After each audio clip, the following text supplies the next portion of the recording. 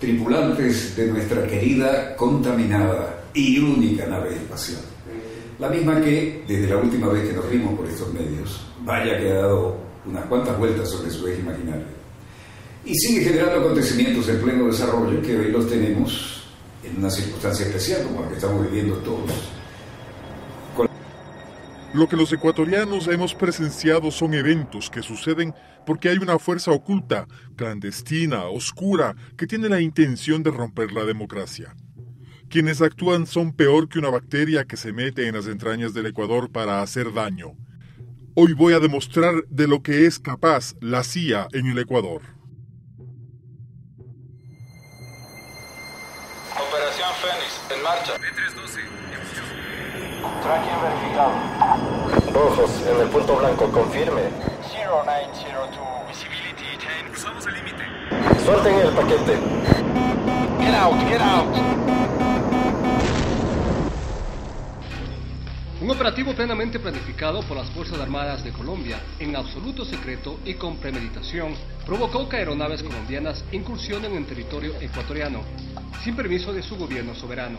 Han encontrado 15 cadáveres de guerrilleros, 2 guerrilleras heridas, en un campamento improvisado de la FARC a 2 kilómetros del río Putumayo, es decir, no hay cómo equivocarse en que aquello era territorio ecuatoriano. Fueron bombardeados y masacrados mientras dormían, utilizando tecnología de punta que los localizó de noche en la selva, seguramente con la colaboración de potencias extranjeras. ¿Cuándo informa usted a la Embajada de Estados Unidos de ese ataque? Son las 3 veces que yo hablé con el grupo militar y esas 3 veces era por orden del comandante general del ejército, no a disposición.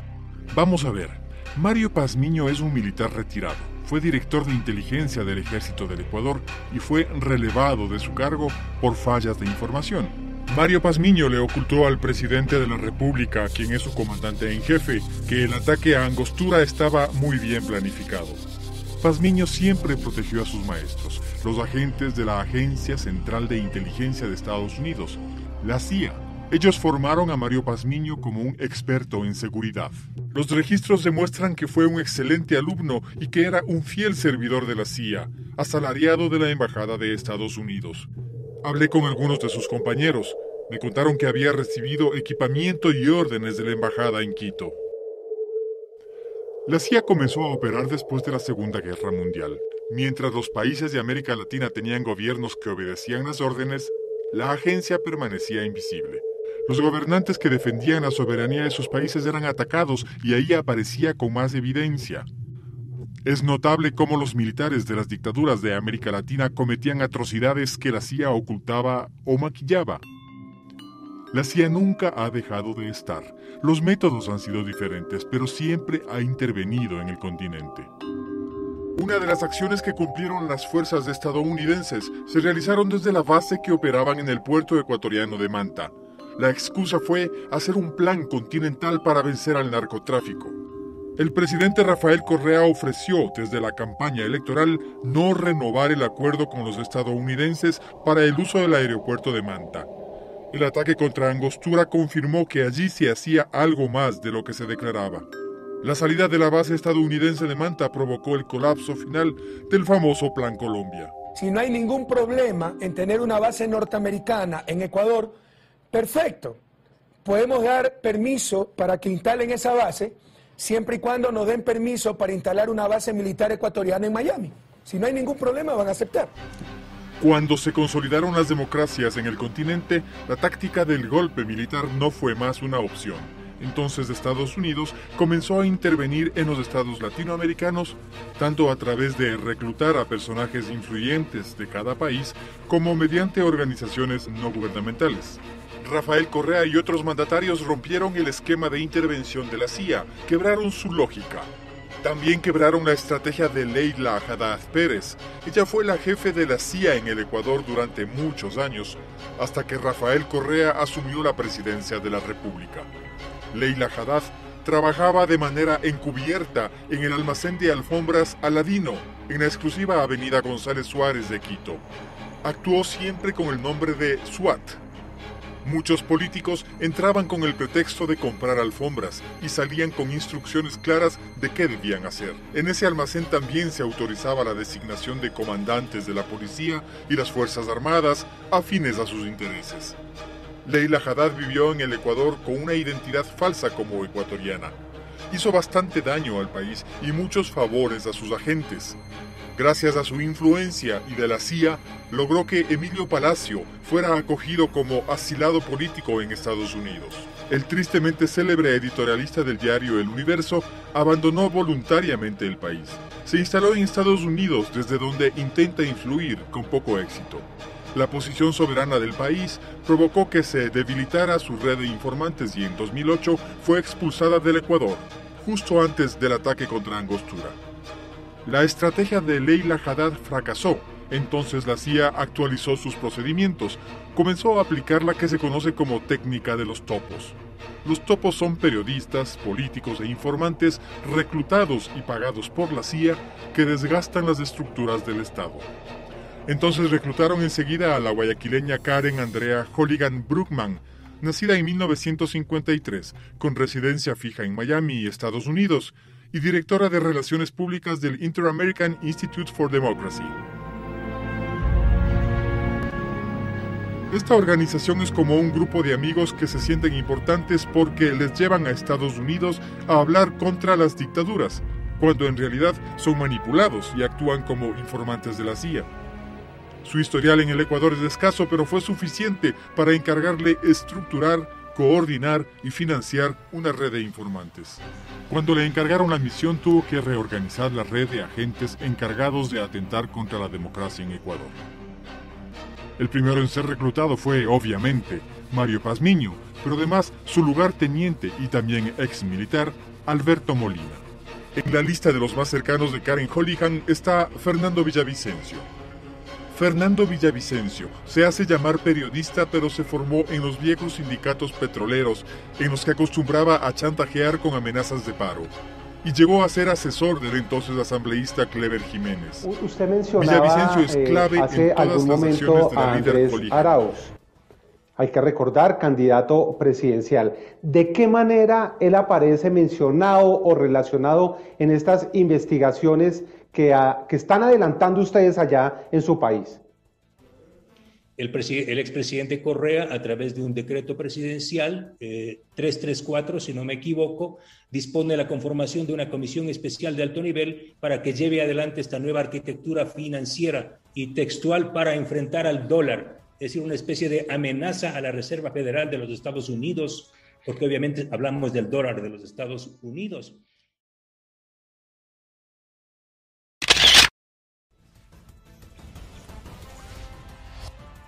Estamos de vuelta, esto es Semana, estamos en semana.com y en todas nuestras redes sociales. A propósito de la información que se ha conocido sobre las indagaciones que se estarían realizando en Ecuador sobre unos supuestos nexos entre Alex Saab, que ustedes saben que fue extraditado a Estados Unidos y que es considerado como el garganta profunda, el que sabe toda la verdadera historia de los negocios sucios de Nicolás Maduro y de todo su combo, pues resulta que ahora esto parece que tiene unos tentáculos en Ecuador. Por ahí estaban mencionando al expresidente Rafael Correa. Quiero saludar a esta hora al asambleísta Fernando Villavicencio. Asambleísta, bienvenido. Del Grupo Azul y de Worley Parsons, que fue sentenciado en el caso Arroz Verde y que también aparece en los papeles de Pandora. Tampoco quieren investigar al zar del petróleo, Enrique Cadena Marín, que aparece tanto en los papeles de Pandora cuanto en los papeles de Panamá. Hay más de 80 altos exfuncionarios, exfuncionarios del gobierno de Correa y de Moreno, que aparecen en los papeles de Panamá y en los papeles de Pandora. Si quieren hacer una investigación, señores de la Comisión de Garantías Constitucionales, yo les ofrezco un tutorial de cómo hacer una muy buena investigación. Francisco Francisco Barbosa, fiscal general del Estado de Colombia, llegó a nuestro país pasado el mediodía. Llegó acompañado de una comitiva de asesores que entregará información a la fiscal general del Estado, Diana Salazar, sobre los hallazgos que encontraron en las computadoras de Andrés Vanegas, alias Uriel, el líder del ELN que fue abatido el año pasado. En estas computadoras se encontró información que involucra a la campaña presidencial de Andrés Arauz, pues se menciona ahí que se habría entregado $80,000 para la campaña del candidato presidencial por UNES.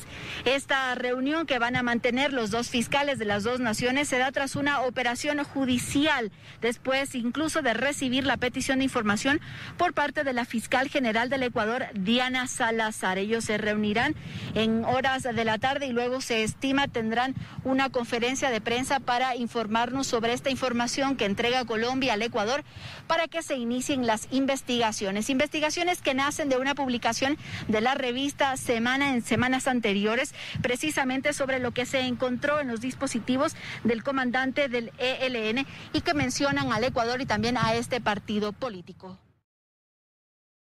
Mire, es que no tienen nada, más allá de los discursos de un grupo de fanáticos extraviados intelectuales que han acudido vía Zoom, algunos ex abogados del prófugo, otros no tienen un solo documento.